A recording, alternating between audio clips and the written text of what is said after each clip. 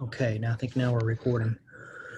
Excuse me. Okay, so some lab announcements. The quiz is alive. It should be under lab quizzes. Thank you, Courtney. It's surely, gosh, it's not allergies yet. The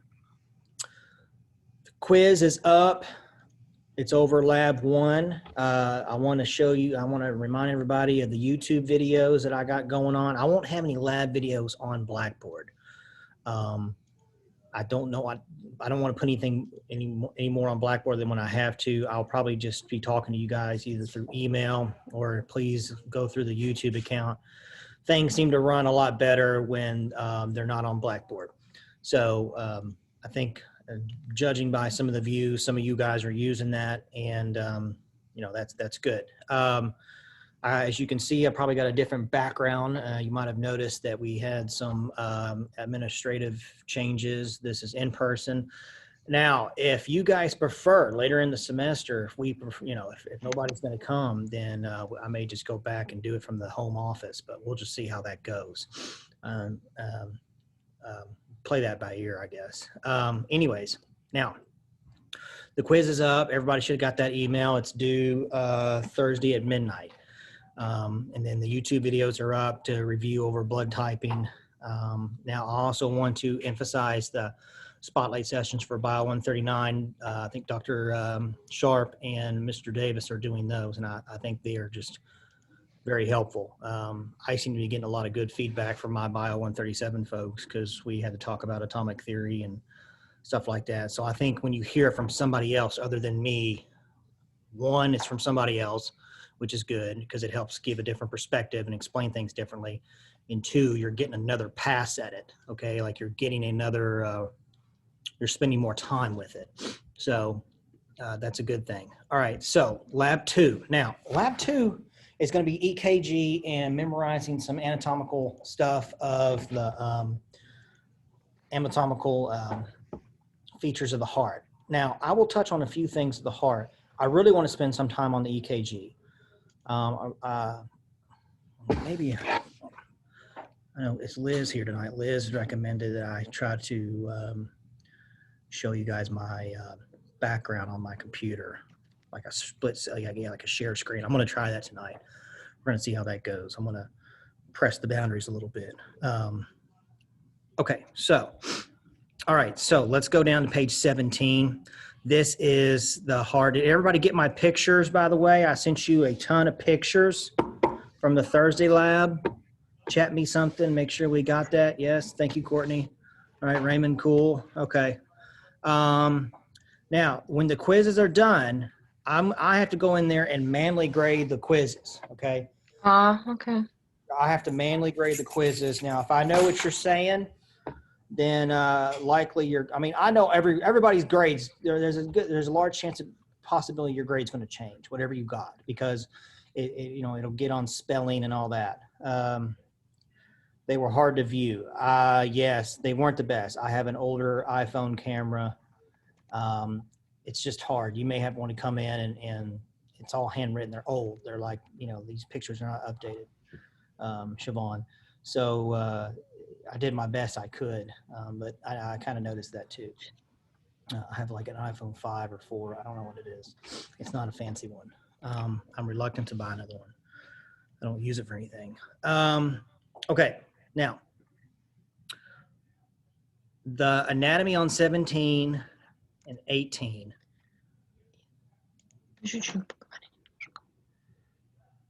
I think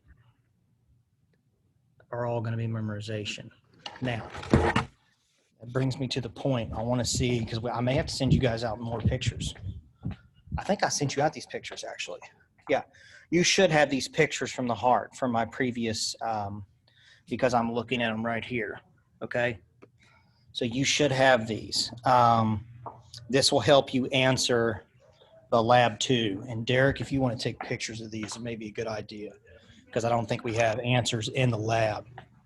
Now, if you guys want to come in on next week or another time, I'm not sure if you can, or if you're going to be on campus, you can try to get in here and take pictures, or at least maybe contact the tutor. And then we can go from there. But I think you should have those pictures. If not, reach out to me and I'll try to get you another copy of them. And if you've emailed me today, I apologize. I have not checked my email yet. I had some unexpected things pop up with my wife. Okay, so we had to go to doctor's appointment. That took longer than expected.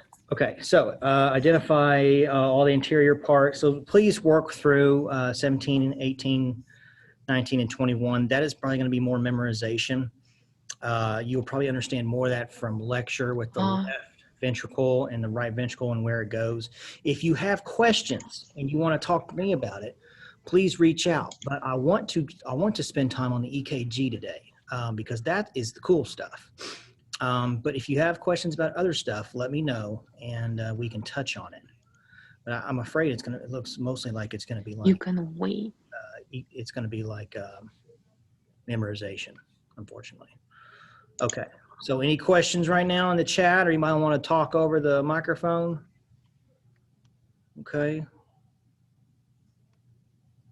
Okay. All right, cool. So EKG, ECG, EKG, almost the same thing. One's like a German pronunciation or word root, and I think we use EKG here in the Western world. Does anybody know what EKG does? Right, chat me something. I don't need the wrong question. Doesn't it measure the rhythm of the heart? Yeah, that's right. That's right. Who is this? Who said that? What's your name? Oh, can they not hear me? Okay. Yes. Well, yes, it does. Sorry, I couldn't get my phone unmuted. Courtney Sakery. Oh, okay. Hi, Courtney. Yes, you're absolutely right. So it is the electrical conduction. If you want to put it in fancy terms, yes. Oh, Clarissa. Okay. Yes. Well, you please feel free to chime in or correct me. Don't embarrass me, of course, but I'm almost positive I have an idea what EKG is. But you're probably more of an expert in the field.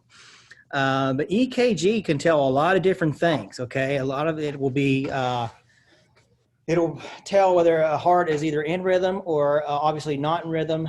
This is going to be showing a lot of people will have atrial fibrillation. A lot of older people have AFib, ventricular fibrillation, which is likely lethal. Because basically when your heart goes into fibrillation, it's just like fluttering, right? There's no contraction. It's just fluttering like this. And it can cause blood clots and strokes and deep vein thrombosi or thrombi, which is big old blood clots. And it can be a problem. So EKGs are very important. I think probably one of the more, probably the first thing, your first actual lab test of getting, treated, whether probably in an ambulance, is one, they may take your blood pressure. That may be two. And the second, they're going to run an EKG on you. Okay. And they're going to look at your heart and you're going to see what kind of rhythm you're talking about. And this is all about electrical conduction. And I talked about this with my 139 folks. And what it does is basically you have these different blips that will measure the electrical conduction of the heart when they put leads on you, all right? And they will put leads, I believe, around your collarbones and then one below. And this will measure the electrical conduction traveling through the heart at different planes, okay? We have the X plane, the Y plane, and then the 3D plane is the Z plane. So, I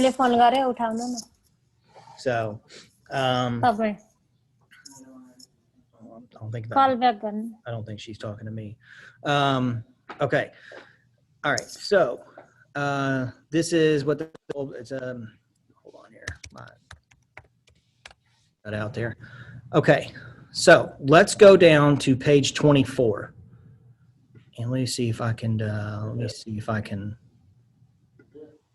share this with you. I just shared my screen with you guys, so I hope you can see it. Let's go down to this page right here on 24. The P wave is considered a electrical reading of what the atria does. Okay, let's talk about, first of all, before we do this, let's talk about action potentials. Do we remember what an action potential is? Action potentials help. Action potentials will help send signals through cells. All right, and what happens is this is basically when we have a bunch of active potentials occur, and we get what's called an electrical conduction. And so when the SA node, which is the part of the node, a part of the heart that sends out this electrical conduction, it will start in the left atria, okay? And this is called the P wave, and it's a little increase, a little blip in the wave that measures the contraction of the atria, okay? This is not the muscles contracting itself. This is the electrical conduction that's causing the muscle to contract. If you recall, maybe from Bio 139, that when we move our arms and we move our legs, stuff like that, it's our brain sending an electrical conduction to our muscles and causing them to move. Same thing with the heart, although we don't control that. Okay, that's part of it. It's called the autonomic nervous system, and we do not control that. We can only control the skeletal or peripheral nervous system. The P wave is basically the beginning of the atria. And if we just want to do a quick review, when we're talking about the heart and how things flow, blood will enter the atria, okay? Depending on which is left or right, we'll go over that later on. If it's the left atria, it's going to flow down through to the left ventricle, okay? The left ventricle. And then when the electrical conduction moves far enough into the ventricle, it'll contract the ventricle from the bottom up, because we have valves at the top. We don't have valves at the bottom. We don't want to squeeze. It's like squeezing toothpaste, right? You want to squeeze the toothpaste at the bottom of the tube to push it out. Same thing here. And what happens is that the ventricle will eventually contract. And if you might guess on this page here, that's the QRS complex, because it's so big. The ventricle's 2 times the size of the atria. And so once it leaves the left ventricle, it will go to the body, okay? And this is blood that is oxygenated. This is oxygenated blood. It's already been in the lungs. It's back in the heart. And now it's going out to the body to provide oxygen to muscles and organs and everything else. And then when it comes back, when it exchanges blood, and when it exchanges oxygen to the blood, the red blood cells will also pick up carbon dioxide from your tissues. All right. So it'll pick up carbon dioxide. It will return to the heart through the right atria, and then flow down into the right ventricle. The right ventricle is a little bit smaller than the left ventricle because it only has to go to the lungs. And the right ventricle will flow to the lungs, cause that blood to get oxygenated, and then back to the left atria, left ventricle, and then out into the peripheral blood again. Okay? It's kind of like a quick recap. I'm sorry, I should have done that before I even introduced this conduction. So that's kind of the flow of how blood flows in the heart. Okay? Now that we have an idea of what that is, in order to have us move this blood throughout the heart, we need to have electrical conduction shifting, acting on the cardiac muscle tissue to contract so we can push it. Okay, this is what happens. There's let's say when your heart stops, what's called asystole, right? Asystole is basically when your heart stops, your EKG is flatlined, as they call it. They will bring out paddles. We've probably all seen this on TV or ER or movies where they'll shock you. And the whole purpose of shocking people is to try to get sinus rhythm back. Try to get that SA node in your left atria to fire again and let the heart take over beating again. And that's the whole purpose here. Now, if you were to go into AFib, they also shock you to get back in rhythm. We'll talk about that later on once I introduce this. So back to the P wave. The P wave is just a small kind of increase, small hump here that will indicate that we are at this point, we are sending an electrical conduction through the left atria and it's causing it to contract, okay? The PR segment is the time it takes for the atria to relax. And then also that's the time, it's probably like in milliseconds. That's the time allowed to allow the blood to flow into the ventricle, okay? So yes, we contract, it's kind of like a squirt, but then we kind of allow gravity to pull maybe 10 to 15% of that blood into the ventricle. So that PR segment is what that's the time allowed to have the blood really travel that distance into the ventricle. As the ventricle fills with blood, it is now time for the electrical conduction to travel through the Purkinje fibers to the outside of the cell. Outside of the tissue of the cardiac tissue, and then it'll kind of go inward. And then at the bottom of the heart, it contracts, right? And as it contracts, this is this QRS complex. It's like this huge triangle, right? And that's the left ventricle contracting. And you know, you have to have a significant conduction to cause the ventricle to contract, because there's so much pressure against it. You're basically a resistance of pressure. Resistance is, you know, when I think about resistance, it's, you know, it's hard to take a bunch of blood and put it in a bunch of small like pipes, right? And that's kind of what we're doing here. And when you think about the left ventricle, you're typically working against the whole body.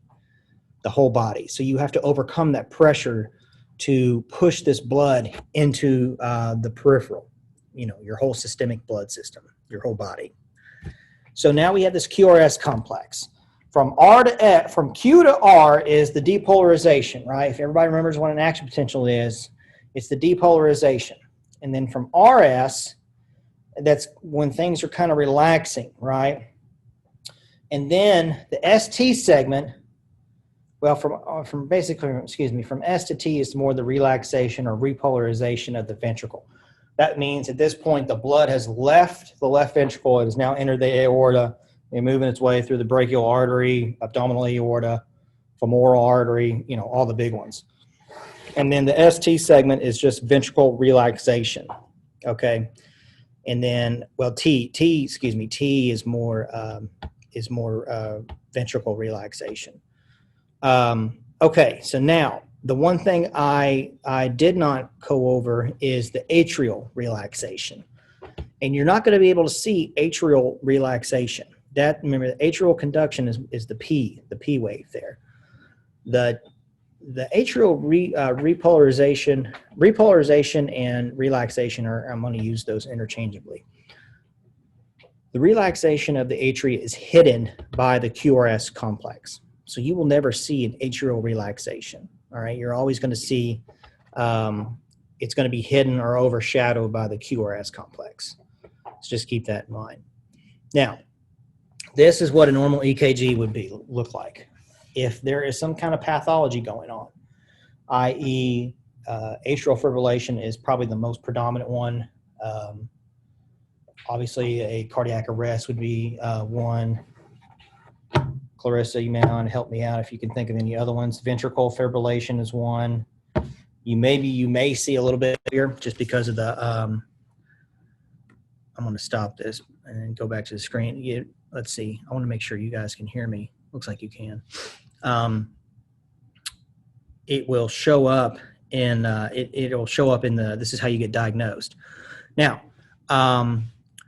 when you do have AFib, and this will get picked up in an EKG, I think grandmother had to have one of these at 88 years of age. She went off of her AFib medicine, and she was white, and she looked very, you can tell that the blood was not perfusing her fingertips or her gums.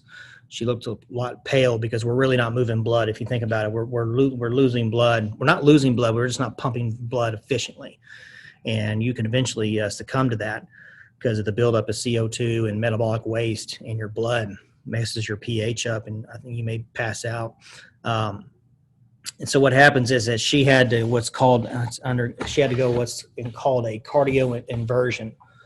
And what that is that where they may, put a slow sedative on her and they will shock her, give her a small shock. And that helps shock the heart back into rhythm. It's not much of a very powerful shock compared to like an asystole or cardiac arrest. This is like just a small, like little, I don't know how many volts it would be, but it would definitely be enough to just jerk the heart into back into rhythm. All right, so that's kind of a quick introduction there of what the PQRS complex is, otherwise known as EKG. All right, so now page 25, since everybody seems to be working from home, these are like more examples, okay? And obviously we're not going to do this today, but let's just go over these. So you would have a control beats per minute. Normally your beats per minute, I think, can be anywhere from 60 to 90 beats per minute. Just depends how much good shape you're in. If you're like a swimmer and like some of these Olympic people can have resting heart rates in the 60s, maybe high 50s, maybe lower, I'm not sure. Normal beats, maybe 80 beats, 90 beats, probably more closer to 90 beats per minute. If you were to exercise, if you think about it, if we are exercising, then we are pretty much demanding more oxygen to our muscles, especially if you're out of shape, because that means your heart's out of shape and it cannot pump as much blood efficiently. And therefore you would have a higher beats per minute because your heart has to work a little bit harder because you are out of shape. And what happens is that, the heart is capable of beating probably, I don't know, anywhere from 130, 140, I think, beats per minute I've seen, maybe sometimes higher than that.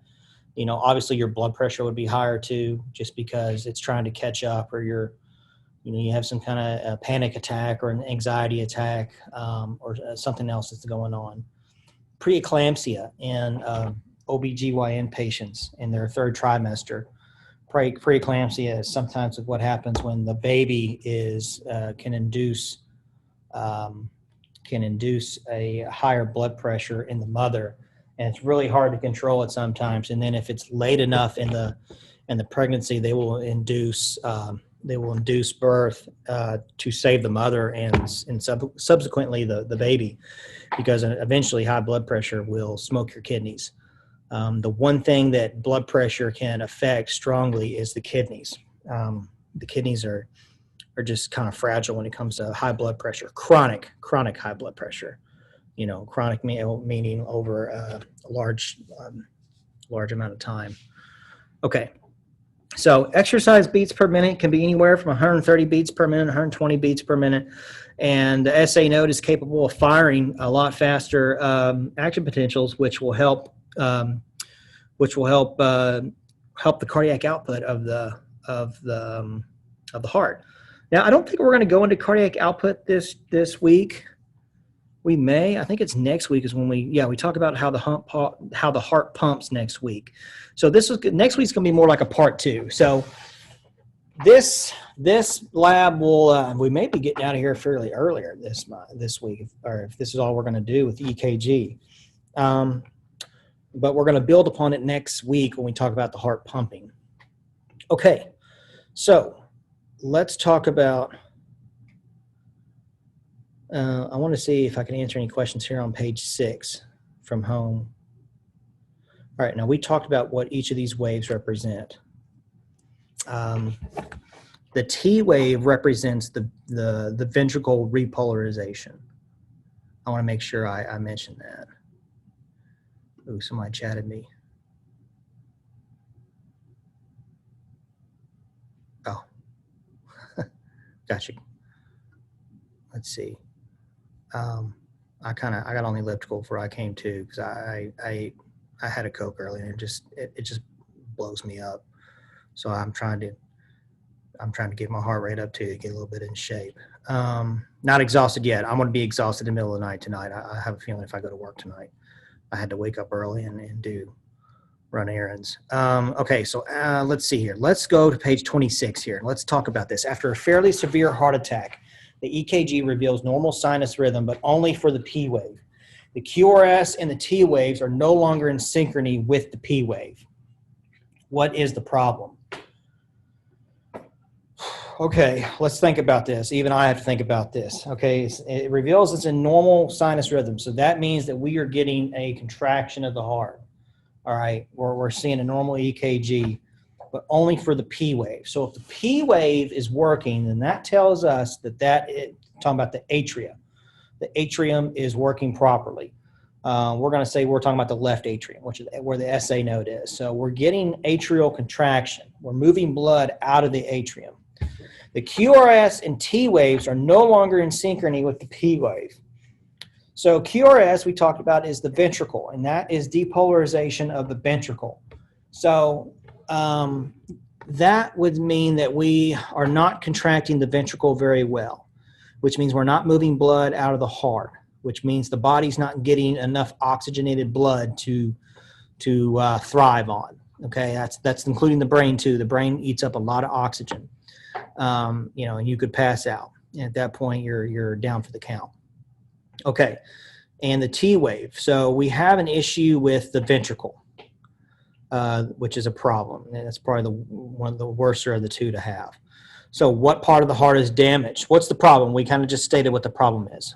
We don't know the underlying reason, but we know what the problem is. The part of the heart is damaged. Well, we think that is the ventricle. Okay, certainly the ventricle. Let me check this chat real quick and pull this down. Yes, that's right, Courtney. It's the ventricle. What is pacing the ventricles? Well, I'm not sure. I'm not sure if I would word that question that way. I'm not sure what we mean by that. Does anybody have an idea what pacing is? What is pacing the ventricles? I'm sure if it's the ventricles are going to be in the middle. So if something's getting paced, then it'd be the atria that's pacing, because the ventricles can't do anything unless they get blood from the atrium. So if something would be pacing the ventricles, it would be the atrium. Yes, yes, the AV node. Right, because you have a SA node going down to the AV node, and then from the AV node to the Purkinje fibers, Siobhan. So I think you're right. So we may have a blockage or something like that. A lesion. A lesion's like a sore, like a wound that they call it sometimes in the body, where things have, we've like knocked out a highway, or like a signal. Okay, so that's how I'm going to answer what is pacing the ventricles, unless somebody else has a better idea or knows exactly what we're talking about. I've never heard it put like that before, but I think we're answering it properly, correctly. Okay, so let's go scroll down to normal and abnormal EKGs. So we're seeing how P, QRS, and T waves are, and then we scroll down. Okay, that's it. That's just an example. That's the only thing we have. Okay. They cut this lab in half. I think it used to be a lot longer last year. So now, why do we use EKGs? What can we use with EKGs? Yes, we can use AFib, ventricle fibrillation, asystole. I forgot one. It's a big one. Does anybody know what we use EKGs for? Like, I'm going to expand this out. Like this, how did I forget this? Chat me something. You got to give me something on this. This one's too easy. What else will we use EKGs for? Let's think about it, or speak up. What's the number one killer in America? Arrhythmia? Heart attack. Yeah, heart attack. Right. Heart attack. All right. Myocardial infarction. And what that is basically a doctor will have to do this. I don't think anybody else can. Yes, you get the EKG. Yes, I think people like Clarissa will make sure everything's running right and get the leads on the patient. But then when it comes down, the physician will read the EKG, and depending on where these lines are on that graph paper, will determine if there is a heart attack, and then where it could be a heart attack. Whether it is whether they go to cath lab, or cardiac catheterization, where they are to put a stent in you to clear the blockage. Like I think it's called like ST, elevated ST segment or something like that. I think if somebody is aware of this, please speak up. A But STEMI or a non-STEMI? yes, that's it is. Yes, you're correct. A STEMI versus a non-STEMI. Yes. And I cannot think of what it stands for. It's STEMI is ST segment. That's the more serious one, right? Yeah. Yeah. And non-STEMI is non-ST elevation myocardial infarction. Right. So if you have an ST, then if you're out in the county, that's when they call a bird in, and you got to go to a bigger hospital that has a cath lab. So you get to have a flight. They'll call a helicopter in for you. If you are a non-STEMI, I think that is the more manageable one, where they may be able to monitor you. And does anybody know the test that they order for that? I'm really kind of probing you here. It's called a troponin test. Okay, if you remember from muscles, there is a muscle device called a that's right, Siobhan, a troponin, and it will when cardiac muscle cells are damaged, they break apart, and this troponin gets released in circulation, and lab tests, which is kind of what I do, will help determine how much troponin is in your circulating in your blood, and depending on how high that is, pretty much indicates how bad of a heart attack you had. And they can get pretty high sometimes, or they can get pretty low. If the heart is stressed over a large period of time, diabetics who smoke, sometimes they just have low-grade troponin just constantly circulating in their circulation, because the heart is slowly becoming damaged over high blood sugar and atherosclerosis, the hardening of the vessels from the smoke. So this is what a normal EKG looks like. Try to orient yourself with that and review the PQRS terms. That seems to be a big deal. A large part we didn't cover tonight is the anatomy. Okay, the first beginnings of the heart. Those pictures are the best I can do for you. If Dr. Davis sends out better ones, I will be more than happy to relay those to you. But that's all I have prepared today. I think that's it. I think next week we get into the more cardiac output and more pathology and heart failure, and it can get kind of interesting. We may do a little bit of math, not hard, but just multiplication, and that's it. So do you guys have any questions? Okay, what should we expect on this quiz? More EKG questions? Yes, probably a little bit of both, Hunter. It's probably going to be 10 questions, okay? So it's going to be probably split down the middle. Maybe a question's kind of like what the lab was. What do you think this is? If the P wave's off, what do you think that is? And you would type it in. Obviously, I'm sure you guys have been checking your email, because I think I sent out some information on what the quiz is going to be on. So, yes, we're still going to do quizzes and exams online. I think that's just best for everybody, because it seems like you guys prefer to hang out from your house, and that's completely fine with me given the circumstances going on. So if you haven't done the quiz already, make sure you do. It's over blood typing. Review what we talked about. That's all on YouTube, by the way. And okay. No, Hunter, that's probably a mistake. I got to look into that. I'll have to go in and correct everybody's answers when the deadline is passed, and everybody who's going to take it. That's when I come in and I look at everybody's. I literally grade it by hand. And so if you misspelled ventricle and you didn't get it right, then I will know what you're saying, and you will get those points. If it's out of 19, I'll have to check. It was probably a mistake on Mr. Davis's part, or the person who made the quiz. And we'll get that corrected, but they should be only 10. Yeah, it is timed. Yes, it is timed. So it's 10 minutes, I think. No, I think we'll check on that. It's supposed to be 10 minutes, but I think I gave you all 12. So That's still due on Thursday. Yeah, Thursday at midnight. It's open now. But it's due Thursday at midnight, and just please do it, because those are, considered more easier points to get, and you don't want to mess those up. Yeah, it is 12. So that's a favor from me to you. Other than that, is there any other questions? I think 10. I think 10 questions. 10 questions. And yeah, there's something else. I know it's fill in the blank. It's fill in the blank. So just do your best. Put down something. Don't leave it. If you leave it blank, I can't do anything with it. And then when I grade them, I'll probably send the answers back to you, so you have the material to go over for the exam. That's important. I want to make sure you guys are studying the accurate material, and if I can give you the answers to the quiz, then you know what to do for the exam. So any other questions through the online folks? Okay. Okay, 1 true, false. All right, cool. That's new. And if you've emailed me, I'll get to you. I'm sorry, I just haven't had a chance to get to it. And I think that is everything. A little bit of a shorter lab. I'm surprised. I thought we were going to go longer.